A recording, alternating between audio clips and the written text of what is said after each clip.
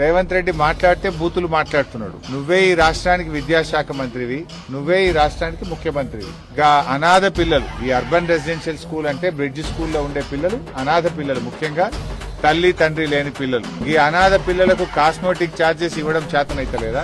మాటలు పెద్ద పెద్దగా మాట్లాడతావు కదా. ఈ అనాథ పిల్లలకు కూడా అన్నం పెట్టని రేవంత్ రెడ్డిని కొరడా దెబ్బలు కొట్టినా తక్కువే, చెట్టుకు గట్టేసి లాగుల తొండలు జరగొట్టినా తక్కువే. నీకే మాట్లాడొస్తుందా? మాకు మాట్లాడరాదా?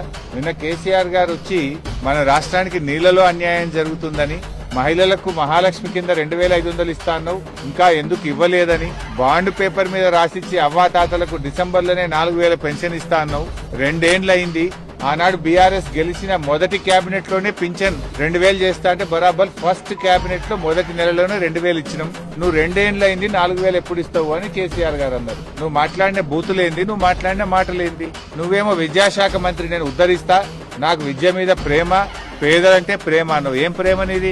4 నెలలకెళ్ళి మెస్ బిల్ ఇవ్వకపోవడం, 4 నెలల నుంచి కటింగ్ కో కొబ్బరి నూనెకో కాస్మోటిక్ ఛార్జెస్ ఇవ్వకపోవడం, ఇదేనా పిల్లల మీద నీకున్న ప్రేమ? అంటే తొండాల లాగు జొరటొట్టుడు లేడనా నీ లాగులో? టైం వస్తుంది బిడ్డ, నువ్వేదో బిర్ర వీగుతున్నావు, అహంకారంతో కళ్ళు నెత్తికెక్కి మాట్లాడుతున్నావు. మళ్ళీ గెలుస్తా, 2/3 గెలుస్తా అని పెద్ద శపథాలు చేస్తున్నా అని మాట్లాడుతున్నావు. వెనకట కూడా గిట్లే శపథం చేసినావు. కొడంగల్లో ఓడిపోతే రాజకీయ సన్యాసం తీసుకుంటా అన్నావు. పొల్లు ఒడగొట్లే నిన్ను కొడంగల్లో.